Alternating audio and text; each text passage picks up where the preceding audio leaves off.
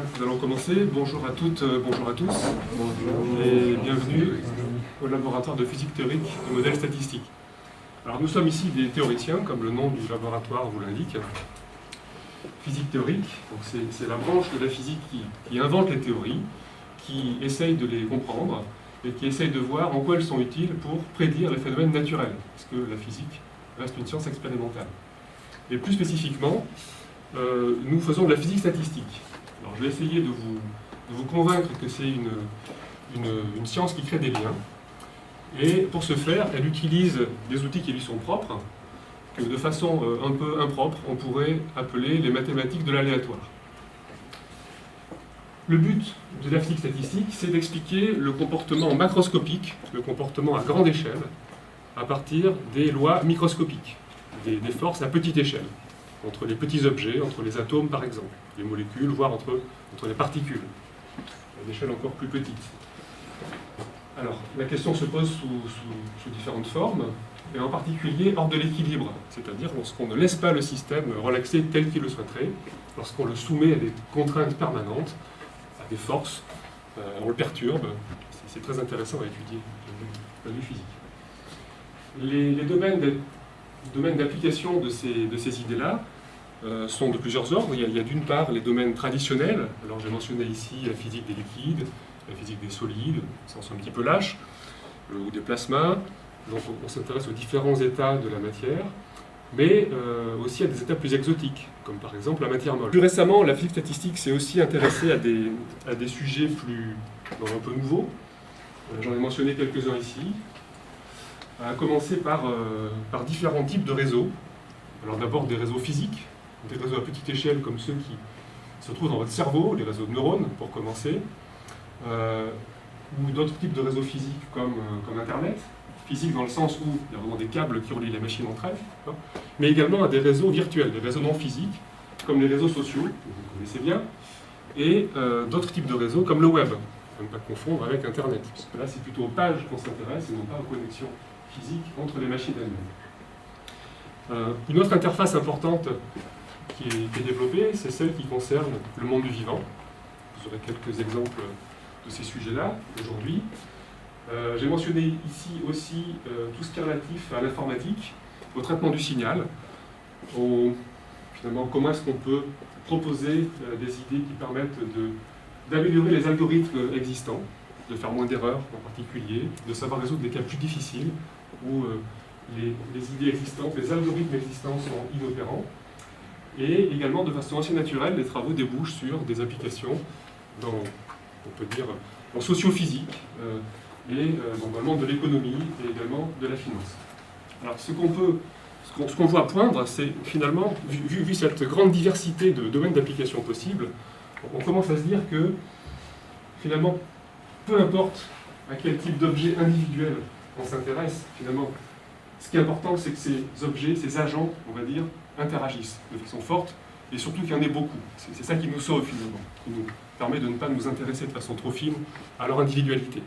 Et de ce point de vue-là, peu importe qu'on s'intéresse finalement à une molécule dans un gaz, à un grain dans un tas de sable, à un étourneau dans un vol d'oiseau ou à un trader sur un marché, finalement, ce qui compte, c'est ce qui va pouvoir émerger, les effets collectifs qui vont naître sur le réseau que tous ces agents-là peuvent former. On s'intéresse aux signatures de la complexité étant encodée dans leurs interactions. Alors, un petit exemple très, très simple ici, avec ce cliché d'un vol d'étourneau dans le ciel de Rome, un beau soir d'été. Nos collègues italiens se sont beaucoup intéressés à cette question-là. Et donc, la question est la suivante.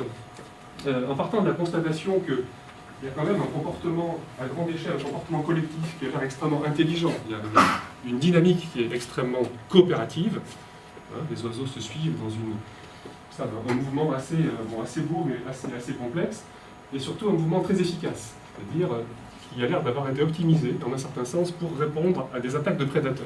Si un faucon se met à attaquer le vol d'étourneaux, comment vont-ils réagir? En fait, d'une façon qui va complètement désazimuter le rapace. Donc la question serait la suivante, c'est finalement de quel type d'interaction a-t-on besoin pour avoir à grande échelle ce comportement-là? Alors une réponse qu'on accorde, une réponse qu'on apporte, c'est que finalement, il y a besoin de très peu d'intelligence individuelle, voire même d'une grande bêtise, finalement. Je ne suis pas en train de dire que les oiseaux sont bêtes. Je suis en train de dire qu'il n'est pas nécessaire qu'ils soient intelligents pour, à grande échelle et de façon collective, se comporter d'une façon qui semble être extrêmement intelligente. Ici, ce qui est important, spécialement pour nous, c'est d'avoir un bon modèle. Et pour essayer d'illustrer ce que j'entends par là, j'ai repris ce dessin de Picasso qui s'appelle « Les 11 états du taureau », où il explique par toute une série d'étapes où à chaque fois on se pose des questions sur quels sont les traits pertinents, qu'est-ce qui est essentiel dans l'objet qu'on considère. Il explique comment passer d'un objet assez compliqué, finalement un taureau avec tout son détail, toutes les caractéristiques morphologiques, physiologiques qu'il possède, et comment est-ce qu'on peut en extraire un tracé très épuré, assez impressionnant parce qu'il a réussi à garder comme ça l'essence même de l'animal.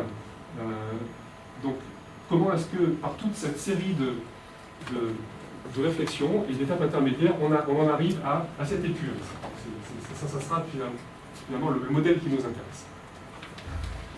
Alors, on le formule d'une façon un petit peu différente, mais c'est un petit peu la même démarche. On va essayer à chaque fois d'isoler les bons invariants, de savoir quels sont les ingrédients essentiels, qu'est-ce qu'on peut oublier, qu'est-ce qui est du ressort du détail non pertinent, et qu'est-ce qui est vraiment fondamental, qu'est-ce qu'il faut garder dans la description. C'est accompagné de tout le langage mathématique. On parlera peut-être de décimation, on parlera en bon franglais de coarse graining, donc de prise de moyenne à gros grain. On fera jouer un rôle important aux considérations de symétrie pour en arriver à cet objet-là. Voilà. Alors au LPTMS, on ne s'intéresse pas aux 11 états du taureau, mais plutôt aux 11 états de la matière condensée et des fluides quantiques, aux 11 états des processus stochastiques et des événements rares, et aux 11 états des systèmes désordonnés et de l'interface physique-biologie. Il y a certains mots-clés en rouge ici. Il y en a 6. Et ces 6 mots-clés sont en rapport avec les 6 ateliers qui vont vous accueillir aujourd'hui. Donc je ne vais pas chercher à rentrer plus dans le détail que ça des sujets, puisque c'est l'objet donc des différents ateliers qui vont vous être proposés. Je voudrais profiter du fait de vous avoir sous la main pour peut-être tordre le cou à une idée un peu répandue, peut-être la confusion entre le réductionnisme et l'émergence. L'émergence, c'est un mot que j'ai déjà employé, qui apparaît comme étant assez important dans nos travaux. En effet, on pourrait croire que, puisque ce qui nous intéresse, c'est ce lien entre le microscopique et le macroscopique, dans ce cas-là, l'idéal, le but, c'est d'aller toujours plus loin dans la compréhension des interactions microscopiques, de pousser toujours plus avant la caractérisation du microscopique à des échelles de plus en plus petites. Eh bien, c'est précisément pas ça qui nous intéresse, puisque au contraire, ce qu'on veut comprendre, c'est ce qui peut émerger de ces interactions. Alors je m'explique, avec un petit exemple relativement simple. Ce n'est pas parce que vous allez comprendre comment 2 molécules d'eau interagissent, ça on le comprend relativement bien, comment vous allez comprendre quelle est la force qui s'exerce sur les molécules quand elles sont à une distance donnée, et comment est-ce que cette force varie avec la distance. Ça, c'est ce que ce graphe ici est censé vous représenter.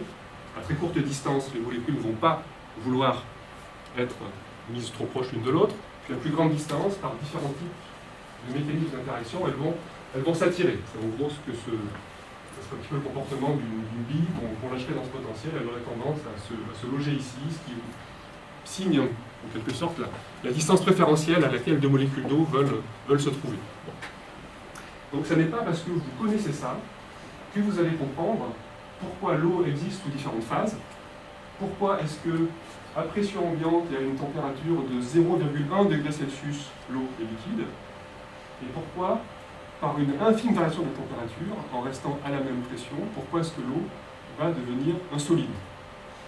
Vous n'allez pas davantage comprendre pourquoi l'eau va former un gaz, ni finalement par quelle hydrodynamique les phénomènes météorologiques vont s'opérer. Donc, en résumé, on peut dire qu'il y a plusieurs frontières de la connaissance aujourd'hui, il y en a en gros 3. Il y en a 2 qui sont en général assez bien connues, dont on entend assez souvent parler dans les médias quand on veut bien y prêter un petit peu d'attention. C'est d'une part la frontière de l'infiniment grand et la frontière de l'infiniment petit. Infiniment entre guillemets, puisque rien n'est infini dans ce bas monde. pour dire que d'un côté, les phénomènes à l'échelle de l'univers, à l'échelle des astres, et puis plutôt les phénomènes à l'échelle des particules élémentaires. Donc ce qui nous intéresse, c'est en fait une troisième frontière de la connaissance, qui est la frontière donc, de l'émergence de la complexité. Elle est un petit peu moins connue, parce qu'elle est peut-être moins simple à expliquer, et puis aussi peut-être parce qu'on a été un peu moins bon que nos collègues physiciens qui travaillent dans ces deux domaines-là, et qui se sont bien organisés pour finalement la faire connaître, la populariser. Je vais en rester ici, vous souhaitez donc un bon parcours au laboratoire, et s'il y a des questions, bien évidemment, on est là pour y répondre.